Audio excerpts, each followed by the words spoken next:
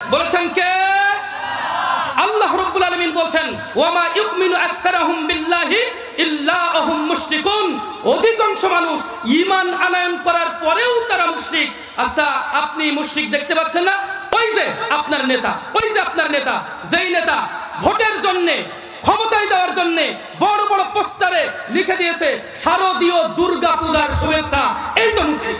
কথা বল দেখেন, এই তো মুশরিক। যেই নেতা ভোটের জন্য ক্ষমতায় যাওয়ার জন্য লিখছে শারদীয় দুর্গা পূজার শুভেচ্ছা, এই তো মুশরিক। ঈমান আনয়ন করেছে, সে দাবি করে আমি মুসলমান, ৫ ওয়াক্ত সালাত আদায় করে, যাকাত দেয়, হজ করে, দান সাদাকা করে, আবার ভোটের জন্য শারদীয় দুর্গা পূজার শুভেচ্ছা জানায়। এই দেখেছেন মুশরিক, দেখেছেন? ঈমান আনয়ন করেছে, ঈমান আনয়ন করার পরেও এরা কি বলেন?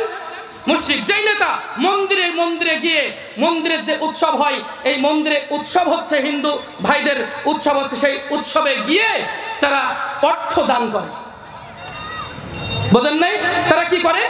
যেই নেতা অর্থ দান করে মন্দিরে গিয়ে, যেই নেতা মন্দিরে ঘুরে ভোটের জন্য ঘুরে গীতা পাঠ করে, আছে না আপনাদের এদিকে?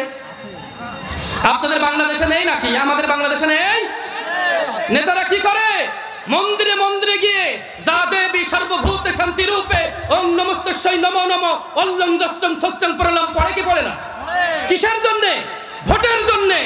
ভোটের জন্য আজকে আমরা দেখতে পাচ্ছি মুসলমানের বাচ্চারা ঈমান হারিয়ে মানুষ নিজেরা তো ঈমান শেষ, মানুষদেরও, সাধারণ মানুষদেরও ঈমান নষ্ট করার জন্য চেষ্টা করছে, ঠিক কিনা?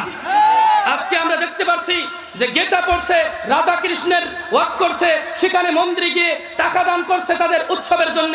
আর আল্লাহ পাক রব্বুল আলামিন যেন ওদেরকে দেখে বলছেন ওয়ামা ইউমিনু আকসারুহুম বিল্লাহি ইল্লা ওয়াহুম মুশরিকুন।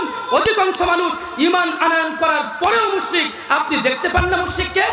আরে ওই নেতা সেদিন তো ঈমান হারিয়েছে, যেদিন বলেছে যে আমি গণতন্ত্রের জন্য কাজ করতেছি, গণতন্ত্র প্রতিষ্ঠার জন্য কাজ করতেছি, গণতন্ত্র প্রতিষ্ঠার জন্য জীবন দিতে রাজি আছি। সেদিনই তো আপনার ওই নেতা ঈমান হারিয়েছে।